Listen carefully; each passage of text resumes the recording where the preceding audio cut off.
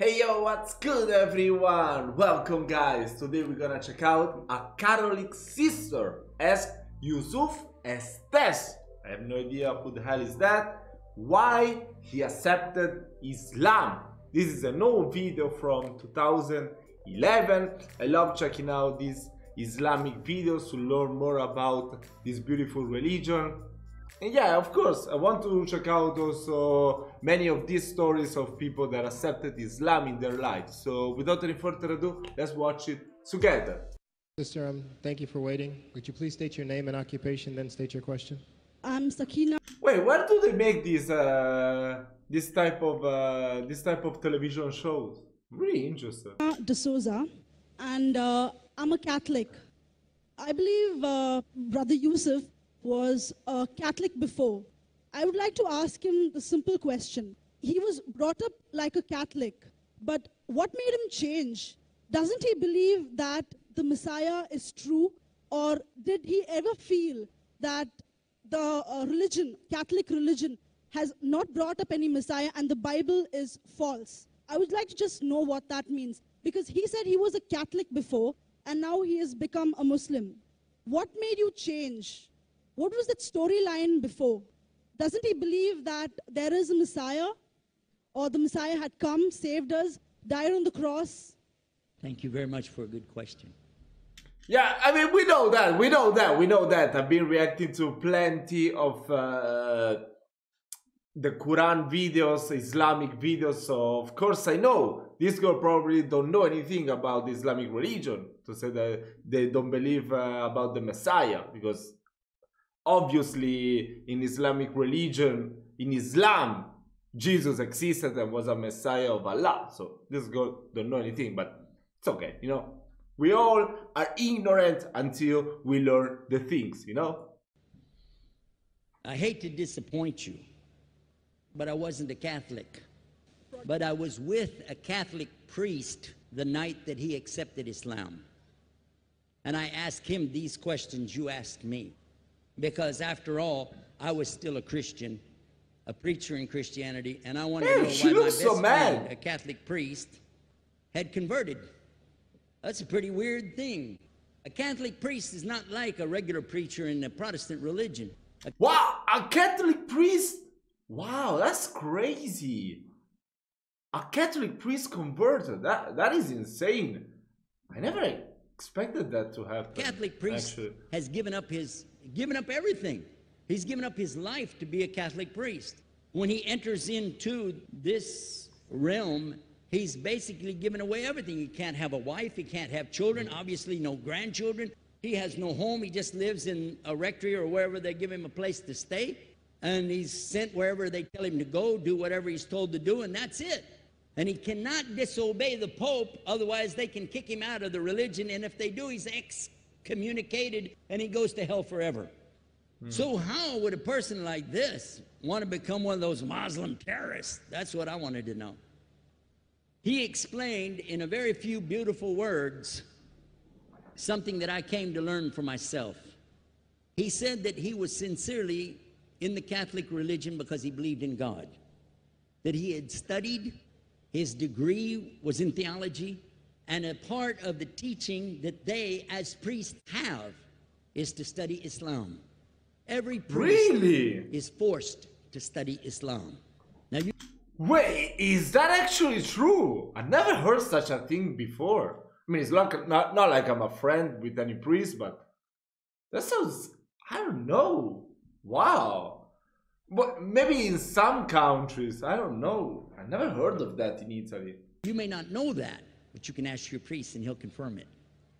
Wow, and when you crazy. study Islam, even when Islam is taught to you by somebody who hates Islam, as long as they don't corrupt it too far, you can still see the truth in Islam.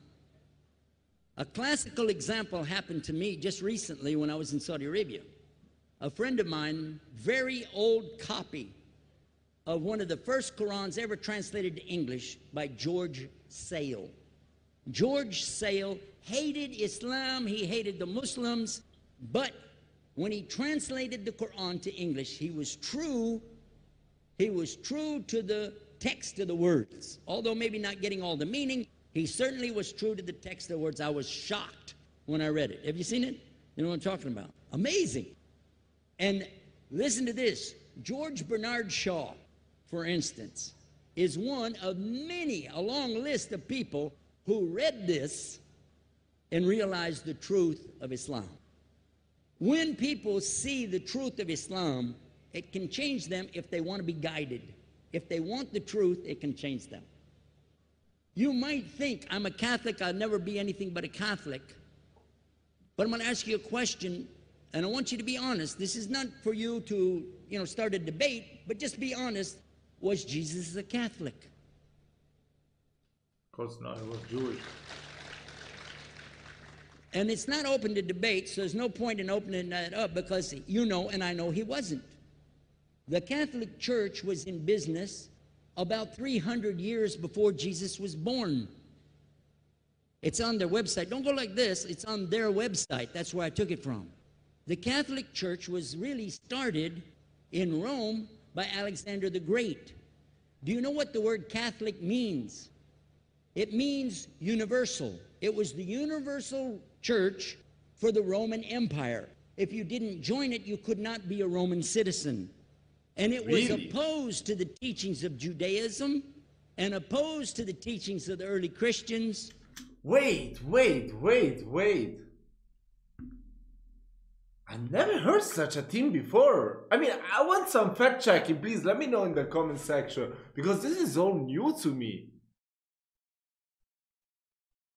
I mean, I don't know. I mean, what does Alexander the Great have to do with Rome in the first place?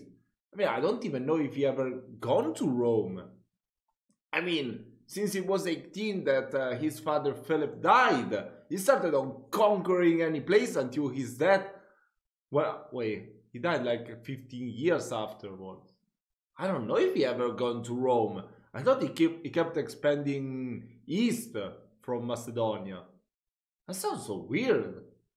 I don't know. I mean, I'm not an expert. I'm not an historian or anything. I love history, but this is the first time I hear this. Even the Catholicism existed 300 years before Jesus. I mean, this doesn't sound right to me, but I might be wrong. So please let me know down in the comments. For more than 200 and some years. And they were diametrically opposed to each other to the extent that it was the Romans killing the early Christians. Yeah, that is now, if true. you understand that and you go to their website and read, they didn't even take over Christianity until the year 325 AD. And That's when true. they did, they Constantine. changed a lot of things. Again, referring to their own website. But if you want to check it in Britannica or Americana or grow your encyclopedias, go ahead and read about the Catholic Church. When in August of 325 AD at the Nicaea Council, they took over, first thing they said was, let's change the date of the birth of Jesus to be the same date as that of Mithras, which was the god, one of the gods worshipped there, and also the sun god's birthday was the same day, December the 25th, believing it to be the shortest day of the year. And Constantine Wow, that is true. That is true. That is definitely true. I know everyone knows. I think everyone knows that 25 of December is not the actual birthday of Jesus, of course. But still, we believe that to be true anyway. Believing it to be the shortest day of the year. And Constantine was a sun worshiper of Sol Invictus. Go to the website, read it for yourself. There are a lot. Yeah, I think I remember I've heard somewhere that Constantine was not even. I mean, he made Christianity the only religion. They had two religions, the Arianism and Catholicism, and he was not even a Christian himself. Like only on his deathbed he got his baptized. A lot of points, but not the least of which, even today, if you go in any Catholic church, and I have, you'll see so many portraits and statues and idols and images throughout the whole place. That for the one who's never experienced that, for a Muslim who knows about these images, he'll be like, whoa, a'udhu whoa, what's this? Well, is that actually true? I mean, I don't know. Did Muslim never go inside a church? I mean, I find that hard to believe because like most of the most of the trademarks whenever you travel to a city, it's always, most of the times it's a church, a Catholic church. So I would find it hard to believe that a Muslim person can have that feeling, you know, not knowing that a Catholic church is like that, with all the paintings, with all the pictures on the glass and everything on the windows and all that. I mean, I find that hard to believe, but yeah, still. Anyway, guys, I'm not just saying shit or anything, you know. I like to talk even to myself. I like to talk to you about what I know, because I'm not such a smart person. The first time I walked in a Catholic church, I was about 10 years old. I was shocked. I was shocked at the idols. Okay, for a kid, because in the Protestant religion, we were brought up to believe that the second commandment was just as important as the first commandment. The first commandment in the Bible, in Exodus, is the same as the first commandment in the book of Deuteronomy. It says, I am the Lord your God that brought you out of the land of Egypt in the house of bondage. You know no other God beside me. Beside me there's no other gods. Thou shalt not have any other gods beside me. How many in this room agree with that commandment? Raise your hand. Yeah, it actually makes sense. It actually makes sense, yes. It actually makes sense, because in Christianity we do believe in Trinity, and the first commandment that says that there shall not be another God besides God, of course. And yet Jesus is celebrated as a divinity in the Holy Spirit. So yeah, that actually makes sense. You know, there's many controversial things in the Bible. That one we can all agree to. You notice the Muslims are raising their hand because it means Ashhadu la ilaha illallah. That's the first commandment for us as well. The second commandment you have clearly says, thou shalt not make any idol, any graven image of anything that creeps upon the earth, swims in the sea beneath, or flies in the air above.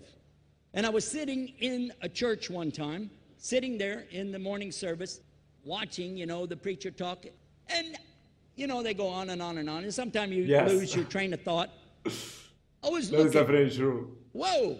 On the front. I feel like that might be a reason why so many Catholic and Christian persons are not as religious as Muslims are, because that can be really boring and very tedious after a while to listen to priests, you know. Mass is always like at least minimum an hour, you know, and that can be overwhelming from time to time. So yeah, I get that. I mean, Muslims are more free to express their religion. So yeah, that makes sense. On the podium, there was a fish for the symbol, make you fishers of men.